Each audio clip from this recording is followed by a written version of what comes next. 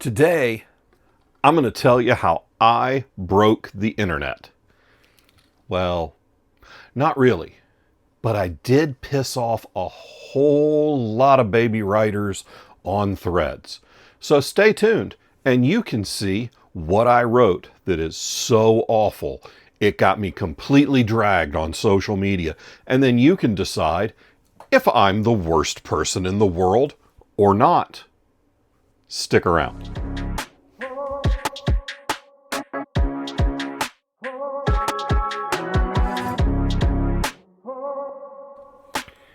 Hi there. Welcome back to the channel, or welcome to the channel if it's your first time here. I'm John Hartness. I'm the founder and publisher of Falstaff Books, as well as a freelance editor and the author of some, 40-something different book-length works, including The Black Knight Chronicles, Bubba the Monster Hunter, Quincy Harker Demon Hunter, and a pile of other stuff. What do you think? I think the new studio, in other words, the corner of my office, I think it's coming along pretty good. Oh, hang on. This is... There. That's better. Now it's more of this shelf, a little less of that shelf. See? Work in progress. I'm on carpet, so I can't spike the tripod and the chair, and I break this down every time I shoot, so every video is going to be a little bit original. So that's what you got, kids. But yeah, last week I managed to go viral in not a fun way. And by go viral, we're not talking huge viral. I made a post on Threads and a whole lot of people got upset about it because they decided that I was being grumpy or I was discouraging to baby writers, or that I was somehow being a gatekeeper. And I read all of those responses and thought, they're right. I mean, I am publishing's grumpy Uncle John, right? And I am a gatekeeper. That is what publishers do. That's kind of the job. Daisy, please get off my desk. Daisy is not getting off my desk, surprising literally no one. You want to come over here, say hello to people? No, she does not. So yeah, I am a gatekeeper. That's what publishers do. And if anything I say in these posts can be construed as being discouraging to unpublished or newly published authors, then fine. If you are that easily discouraged by someone you've never met on a random social media post that it makes you want to quit writing, then for God's sake, let me save you the pain and suffering that this industry will bring upon you, because this world is hard. And if I can hurt your feelings enough in a social media post to make you rethink this as your career, then start rethinking. But hey, I figured I'd share the post with you at least, right?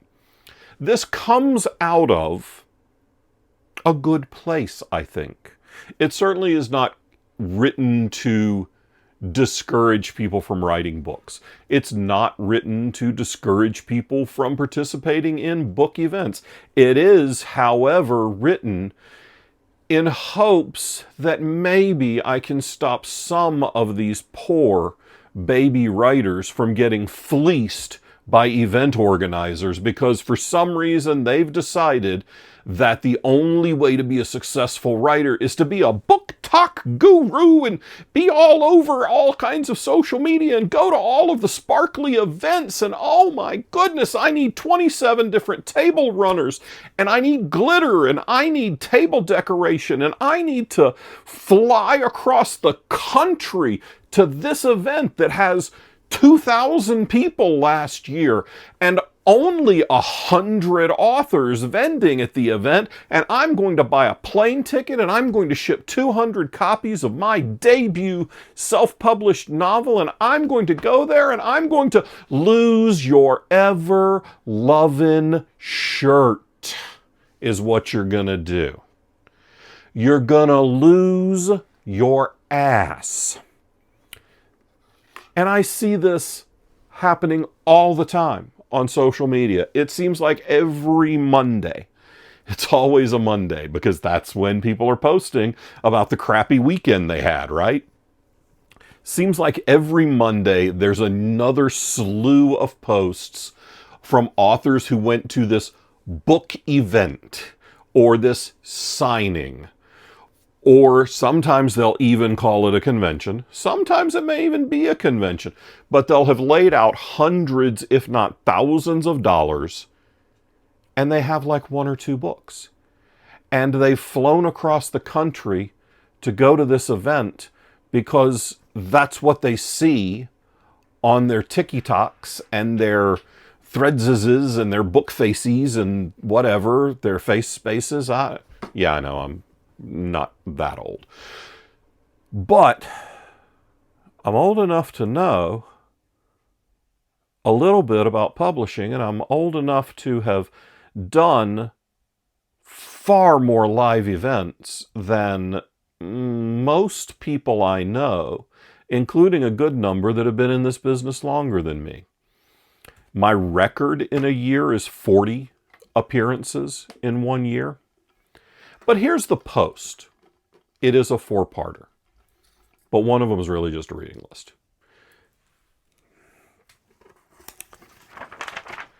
From @Falstaff_Books. If you're a writer with fewer than 5 or 6 books out under your name, don't count on ever making back your table fee of over $100, especially at an event with more than a dozen authors. You're just going to get lost in the shuffle unless you're a unicorn. You're not a unicorn. Do the cheap events. Build up a catalog. Build up a business. Grow into expensive events. Do not buy a plane ticket for an event just to sell books. If there are significant networking possibilities, go for it. But if you can't fill a 6-foot table with your books, don't pay big money for a vendor table at an event. Look for the small events and the non-writer focused events where you're the only one there with books. I did a holiday market last December for $60, where we were the only book vendor, and we grossed over $600 in 1 day. The options are there. Just stop trying to do things the way social media makes you think you need to do them. Also, here is your book marketing reading list. Read and absorb them. Newsletter Ninja by Tammy Labrecque. The Tipping Point by Malcolm Gladwell. Blink, also by Malcolm Gladwell. I'm convinced that The Tipping Point and Blink are two of the best books on how to sell ever written for all industries. Also read Blue Ocean Strategy by W. Chan Kim and Renee Maubourne, and an essay by Kevin Kelly on 1,000 True Fans. Learn to sell and get out of your own way. Don't be shy in retiring. You're there to sell books, and these people are there to buy them. You sell a lot of books to people that want to buy a lot of books, and you'll all be happy. But you don't need to be dropping hundreds of dollars on a table at a sparkly event just because the organizer claims their first-time one-day event will fill the building with no track record. Vet the events you want to do, and don't pay big money until you can make big money. That's the post. That's it. That's what I wrote that was so discouraging. Don't spend a buttload of money when you can't sell enough crap to make a boatload of money. And I was told in the replies that I was everything from brilliant to an absolute moron. Kind of like living with cats. When I'm feeding them, I'm brilliant. When I'm doing anything else, I'm an idiot.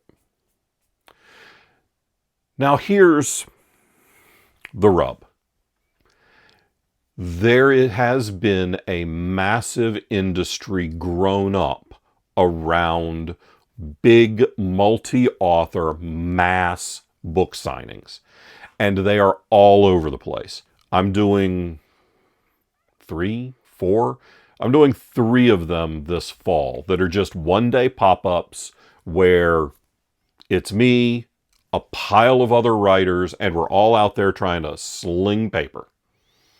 These are not events where I expect to develop a ton of new fans. I expect to sell significant numbers of books because I have a career in sales before I started writing books. Sales is what made the beard turn white. Publishing made the temples and everything under start going white. But I know how to sell shit. I'm good at it. And I have a table slap full of books. And I still am only doing events that are, if I have to pay for a table, if I'm not a guest or a featured guest or something like that, I'm still paying at most like $125 for an event. And I'm seeing some of these where they are one-day author-focused events where it's $350, $400, $500 for a space to sell books. That's ludicrous. If you're paying $500 just for the table, all right, let's be real. Let's say you're paying $200 for the table. Okay, you have $20 paperbacks. The 11th book you sell is where you begin to make money. Oh, but wait, you're not. Because you have to factor in cost of goods sold as well. But even if we're just doing crap author math, and God knows, a lot of my friends at events do absolute garbo author math where they're like, I sold 10 books at this event for $20 each. I made $200. No, you didn't. You didn't make anything. You paid $100 for the table. All right, now you're down $100. You paid, let's say you got a 40% discount on your books. Let's say you did better than that. Let's say you paid $10 a piece for your books. Okay, that's $100. Now you're at zero. Then you bought lunch, and you bought gas to get there, and you took time to load up for the event. You're going to take a day out where you're not writing to be at the event, and then you've got to unload and reorder inventory afterwards. Time is a cost. Time is real. It's also an illusion, just like light is both a particle and a wave. Time is worth money. It's one of the very few ephemeral things that is worth money. So if you sell 10 books in a day and you claim you broke even, you might only be 40 or 50 bucks in the hole. Realistically, to profit at an event, you usually need to gross at least 3x your table, and depending on how expensive the event is and if you have to, how far you have to travel, it might be 5 or 6x your table cost. Because the table cost is usually the easiest thing to recoup, and you still miss sometimes. This holiday market, we did it for 60 bucks. Had to bring our own table, had to bring our own tent. I own tables already. I owned a tent. So those were not real costs. But we did have a couple $100 in product cost, time, food, da-da-da, da-da-da, da-da. we probably spent more like $300, $350 on that $60 event. But our gross was $600, so that's not unreasonable. It's also not fantastic. And yes, some people can come out of the gate and sell. I know, I was one of them. Because I can sell. I know how to do that. I've done it for years. But most authors don't, can't, and haven't. Hello, Daisy. Daisy's camera shy, so you're probably not going to see her, but she's right down here, and she says hi. Hey, baby. Hey, Cheeto. Cheese toast. Yeah, he's orange, so it's not his day with the brain cell. Look, events are fun. And events where you get to be on panels or present a workshop so you can be the expert in the front of the room, those can help build a career. But just standing behind a table shoving paperbacks at people or hardbacks, those are not going to bring you a ton of long-term readers. Yeah, you might sell 20 books in a day. And 15 of those people will probably read the books eventually. And they may even remember you and buy your next book. That is kind of your job. Write a book that makes people want to buy the next book from you. But wouldn't they have also loved that book if they saw an ad that you did and bought the book off the ad?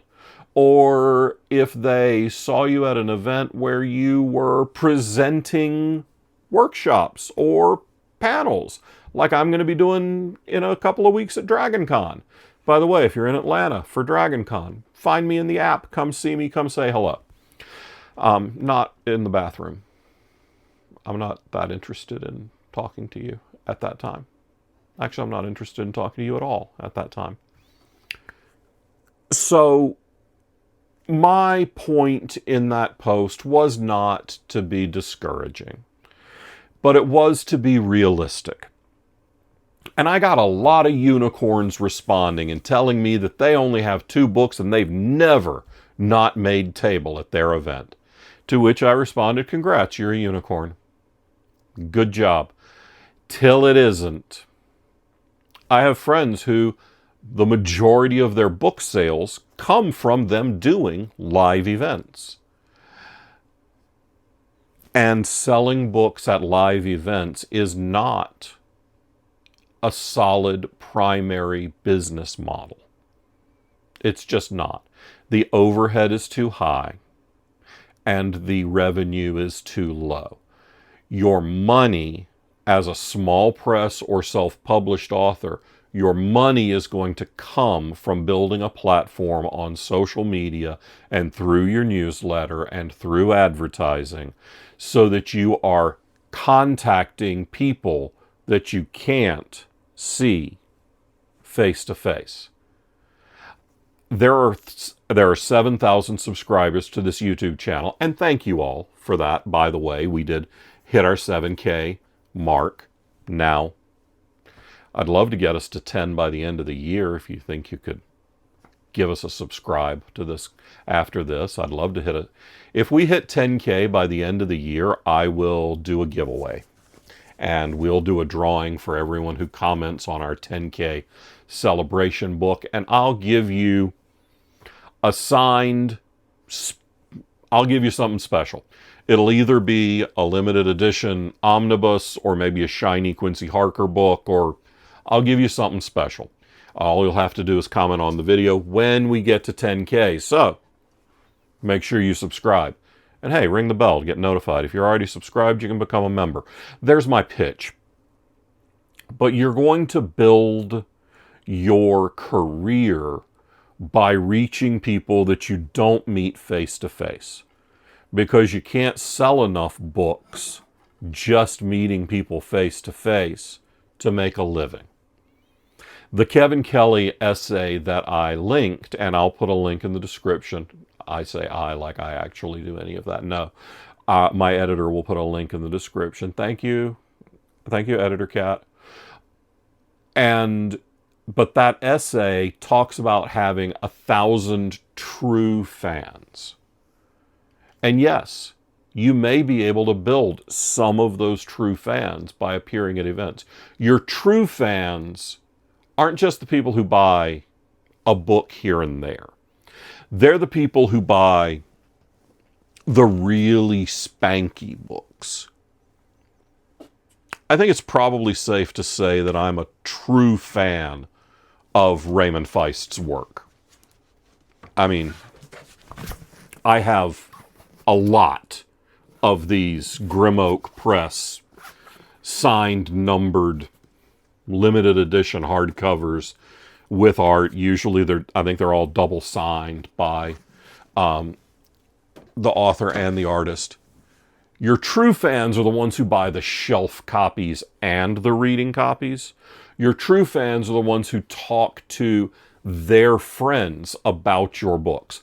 Dungeon Crawler Carl is the hottest thing in publishing because Matt Denneman has a ton of true fans who have been evangelical about this book for the last couple of years.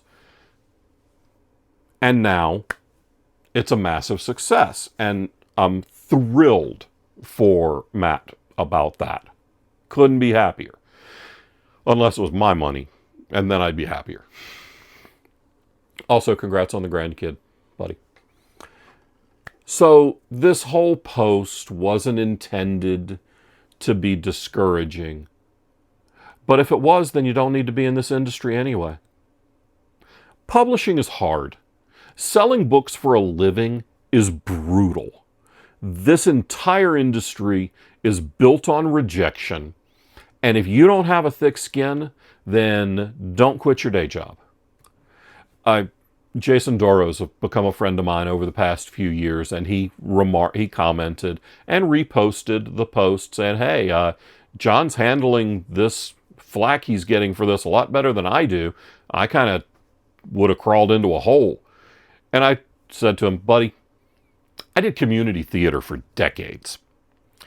The theater critic for the newspaper of record in my city once said that my performance devalued the literary canon of William Shakespeare. After somebody's told you that, pretty hard to hurt my feelings over a post on Threads. I mean, also, I've been married a long time and I live with 2 cats. I'm used to being wrong, and I'm used to being looked at like a moron. A bunch of randos on the internet aren't going to be able to hurt my feelings that way. Please don't misinterpret this as me saying don't do events. Do events with precision and with intent. Look at the event.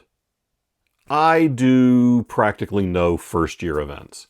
If I'm doing a first-year event, you can probably guarantee I'm not paying to be there. If it's a startup, I'm probably a guest of honor or I'm comped in some way. Because I don't have time in my life to be somebody's guinea pig. Just don't. You don't need to be somebody's guinea pig either. Let somebody who is not cool enough to be watching my videos, let them suffer and you learn from their mistake. And then you can type a response to them. Nah. If you'd watched Grumpy Uncle John's videos, you'd know better. Please don't do that. No, do it. They hate me anyway. It's fine. But go in with your eyes wide open and understand that every dollar you spend and every moment you spend on an event has value. So if it costs you $100 for the table and $10 in gas and, let's see, breakfast, lunch, dinner. So let's say you get out of that for $60 for a day. So we're at 170 before we talk cost of goods sold. Maybe there's parking, and now we're at 190, depending on the city. So we start at $200, and then half of your revenue from each book sold is cost.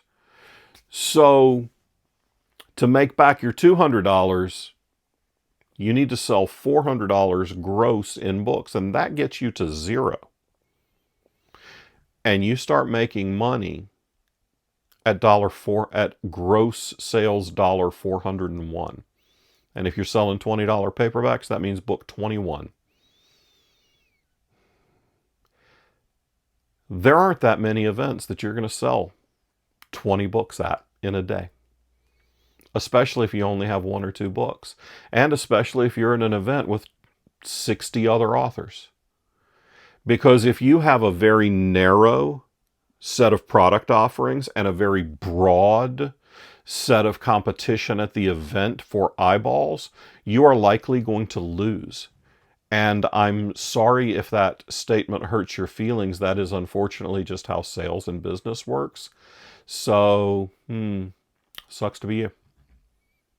So don't spend buckets of money until you're in a position to make buckets of money.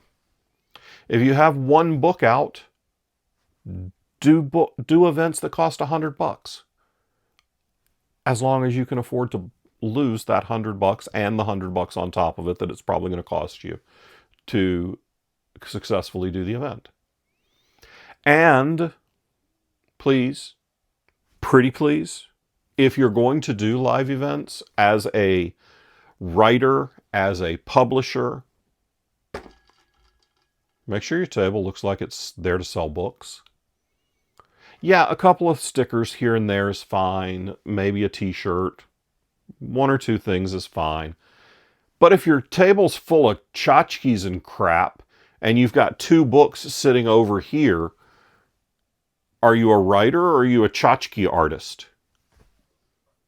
Be what you want to be. That didn't make much sense, but you'll have that sometimes. So, the long and the short of it is, I pissed off Threads. I don't really care, because I stand by everything I said, that you should wait until you have enough books to fill a table to do an event solo that costs significant money. I have a lot of friends who have doubled up on tables. I've doubled up on tables with a lot of friends, and we generally can make money. I don't double up on tables with people anymore because, well, I got a lot of books in this room, so I don't really need to. But you don't have to go it alone. You don't have to do every crazy event just because it looks like it'll be fun and sparkly. And you certainly don't have to do anything just because some schmuck on social media made you think it would look cool to be there. Obviously, I'm not going to be convincing you that anything looks cool because, seriously, look at me. I've never been cool. So, save your money so you can make real money. And if that means that you sit at home while all your friends on social media are at events, but you're saving that money and writing the next book, then you're going to go further in your career and be further ahead than them very, very quickly. Well, it looks like there may be a cat fight in my office in a minute, so I'm going to go away now before they start knocking over lighting and cameras. But if you stuck around this long and haven't already subscribed, you're not trying to get me to 10,000 subscribers, and you don't want an opportunity to win a free shiny book, then I don't know what to tell you other than if you want to become a member of the channel because you've already subscribed and you want to prove to the world that you're cool like all these people scrolling down the side right here, then you can click that button that used to be the subscribe button and is now the join button. Oh, hey, Cheeto. Come here, little buddy. Nope. Come here. Well, I was going to show you my sister's cat, but I'm not because he's wiry and quick. So, sorry, no guest cat pictures today, and just a story of me pissing off the entire internet. Well, we'll see what kind of mess I can get up to next time. Till then, bye.